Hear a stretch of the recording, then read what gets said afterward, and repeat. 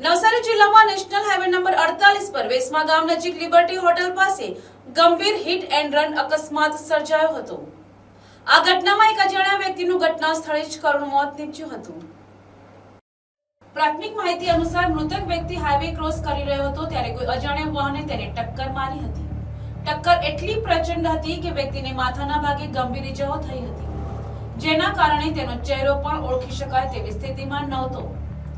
ઘટનાની જાણ થતાં જ વેસમા આઉટપોસ્ટના police sub inspector M A. Mod પોતાના સ્ટાફ સાથે તાત્કાલિક ઘટના સ્થળે પહોંચી ગયા હતા। તેમણે પરિસ્થિતિ સંભાળીને જરૂરી કાયદેસરની કાર્યવાહી હાથ ધરી હતી।